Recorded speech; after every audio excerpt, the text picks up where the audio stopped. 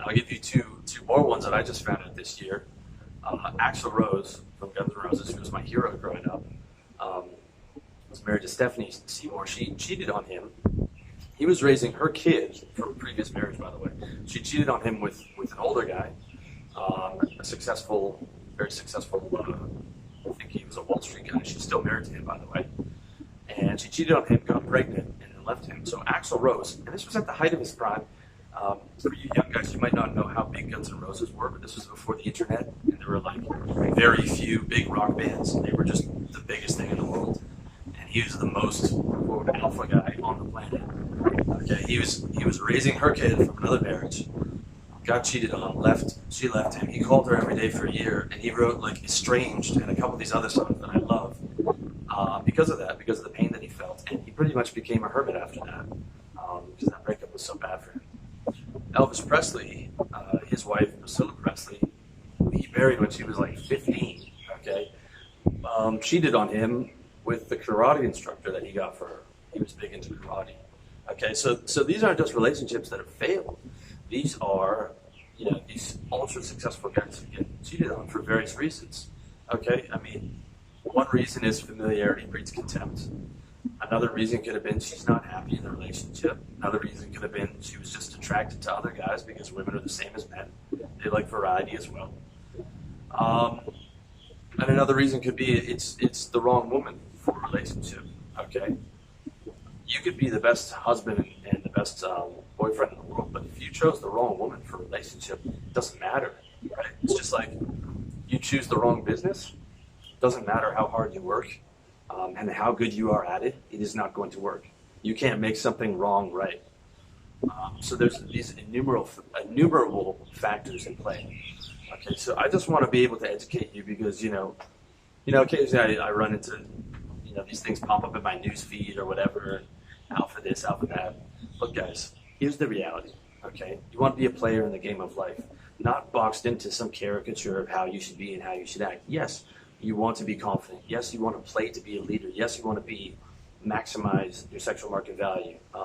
Yes, you want to be able to get nice women in your life and have meaningful relationships, all that. But the way to look at it is, at the end of the day, what you want is to be consistently happy.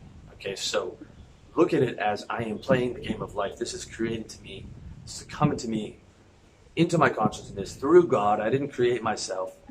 Okay, but I can manage this reality, and the best way to manage this reality, and I manage my reality here, okay, overlooking the water in Thailand, talking to you, this is my business. This all comes from managing my reality, playing the game of life through the right conditions and through knowing the right card to play at as much as possible. Okay, when I was working in cutthroat corporate sales, making 100 cold calls a day, getting the phone slammed in my ear all day. Okay, I'm not coming in there being Mr. Tough Guy. I'm coming in there trying to add value, listening, being in rapport, servicing my clients. Okay, the same way that I service my clients now. I listen to them. I hear them. I don't talk over them. I'm not trying to domineer. I'm trying to add value. Okay, it's about being smart to get the things that you want. And then, ironically, you're actually able to achieve the position that you wanted. And then you're able to get better relationships, more respect, and all those good things. Okay, so don't ever box yourself or try to pigeonhole yourself into this caricature of a person, or I'm supposed to act in this rigid way. You want to be able to be fluid and think how do I act in this situation? Did that work? Did that not work? Let me double down on what works. And the same thing with women.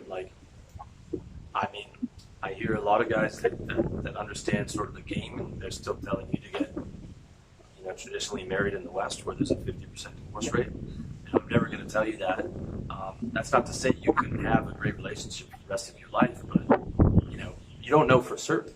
So you definitely don't want your assets on the line in case it doesn't work.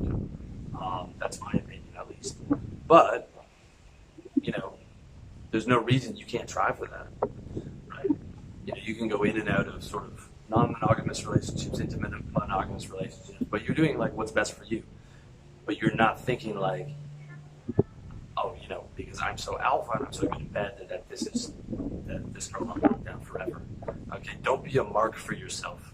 All right, that's really important. Don't. There's an advanced game. Don't be a mark for yourself.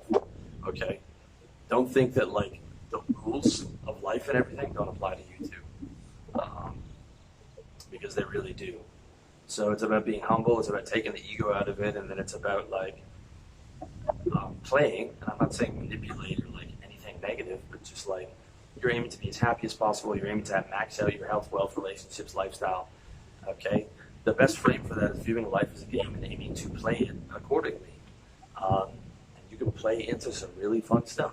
Yeah, you can play into good friendships, living in the sun, having a business you like, having access to women that make you happy.